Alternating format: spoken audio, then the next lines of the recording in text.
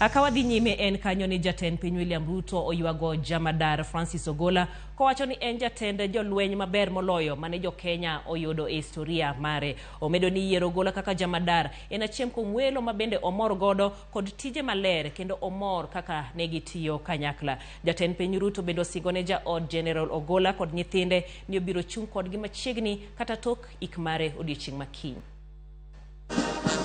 E nyasi manotimne jamadar Francis Ogolla e alap tuke jolweny mar Ulinzi Sports Complex, jatend piny William Ruto oyuago jamadar Ogolla kowacho ni nomor mar tiyo kode. Every day,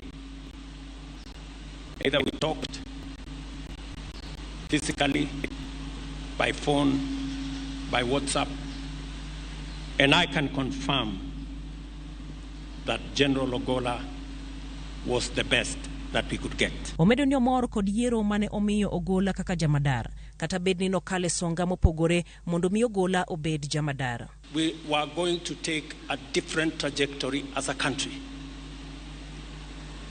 where merit, professionalism, and competence must come before ethnicity.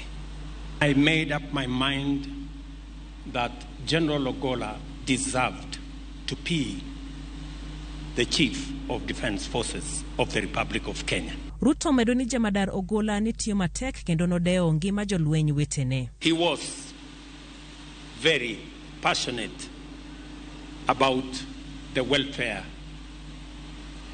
of soldiers. Owacho ni jamadar Ogolla notimo lokruoge mopogore e jolweny kowacho ni litne ni Ogolla ok bi neno olemo mabeyo matije okelo. However, I have one regret.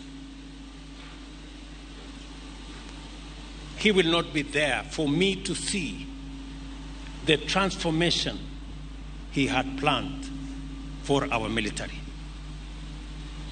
He had an elaborate, very well laid out plan on the transformation of the military. Omedo ni achiel kuom lokruoge madito mitimo en mar wilo gik lweny kendo rwako mago manyasani. He had briefed me that beginning next month at the pass out parade, I would see and the country would see something different. Ewi tije, owacho ni jamadar Ogolla nokawo ting' mag dongruok ma ok okwayo mondo medne budget mar timo chenro makamago. He didn't ask me for money.